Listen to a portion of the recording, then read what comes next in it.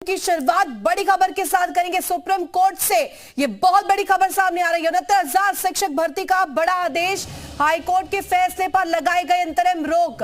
UP सरकार दोनों पक्षों से मांगा है जवाब। और यहां पर देखिए, फैसले की स्टडी के लिए वक्त चाहिए, सुप्रीम कोर्ट की तरफ से कहा गया है। सुप्रीम कोर्ट ने लिखित दलीलें मांगी है, फैसले की स्टडी के लिए वक्त चाहिए और हाईकोर्ट के फैसले की स्टडी की जाएगी।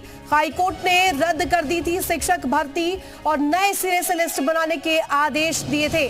3 महीने में लिस्ट बनाने के आदेश दिए थे और यहाँ पर सुप्रीम कोर्ट की तरफ से कहा गया है कि इस केस को स्टडी करने के लिए वक्त चाहिए, फैसले के लिए भी समय लगेगा। हाईकोर्ट के फैसले की स्टडी की जाएगी। सुप्रीम कोर्ट की तरफ से तमाम यहाँ पर चीजें कही गई है। हाईकोर्ट ने जो आदेश दिया है उसे भी समझना होगा। नए सिरे से लिस्ट बनाने को लेकर के भी आदेश दिए गए थे। 3 महीने में लिस्ट बनाने के आदेश दिए गए थे और इस पूरे फैसले की स्टडी करनी होगी। सुप्रीम कोर्ट की तरफ से कहा गया है हाईकोर्ट के फैसले की भी स्टडी होगी। खबर पर जानकारी के लिए संवाददाता अरविंद हमारे साथ फोन लाइन पर जुड़ गया। अरविंद, क्या देखिए, जिस तरीके से सुप्रीम कोर्ट का इस पूरे मामले को लेकर के रुख है, कहा है कि अब इस पूरे मामले पर आगे स्टडी करने के लिए समय चाहिए होगा।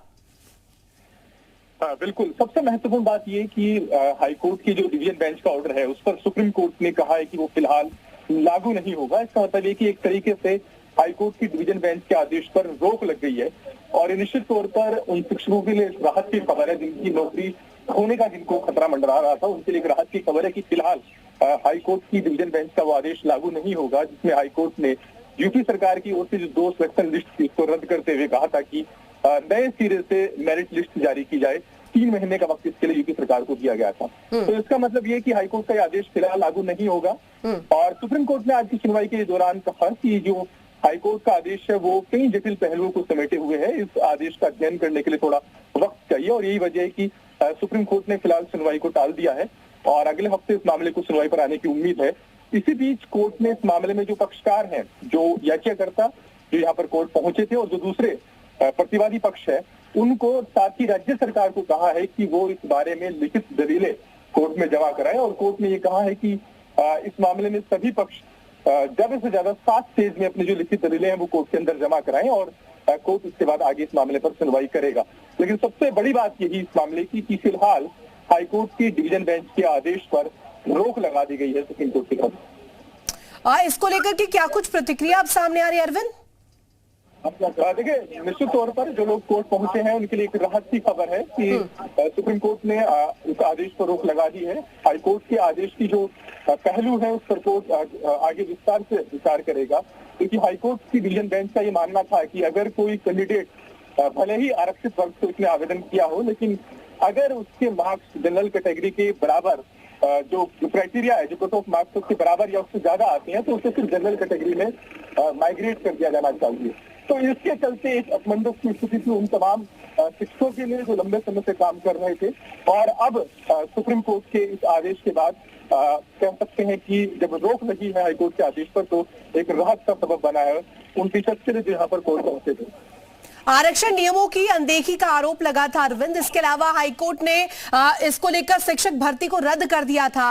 अब कहा जाए सुप्रीम कोर्ट की तरफ से ये कि अब हाईकोर्ट का जो फैसला था उसे एक बार फिर से स्टडी किया जाएगा।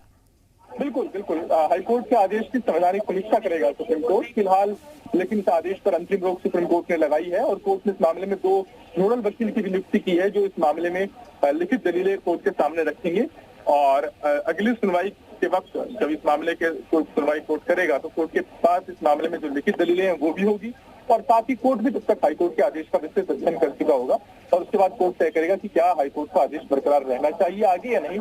यानी कानूनी समीक्षा अभी हाईकोर्ट के आदेश की होनी बाकी है, लेकिन फिलहाल अंतिम रोक सुप्रीम कोर्ट से लगी।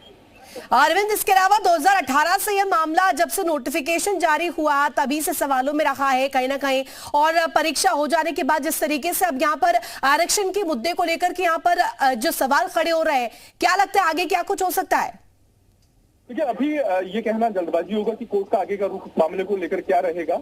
कोर्ट को इस बुनियादी प्रिंसिपल पर विचार करना है कि अगर कोई आरक्षित वर्ग से अगर आवेदन करता है तो क्या उससे जनरल कैटेगरी के बराबर मार्क्स हासिल करने के बराबर जो कट ऑफ मार्क्स हासिल करने के बराबर मिलने की सूरत में क्या उसे जनरल कैटेगरी में गिना जाएगा या फिर उसी आरक्षित वर्ग में उसकी सीट को माना जाएगा जिसमें उसने आवेदन किया था।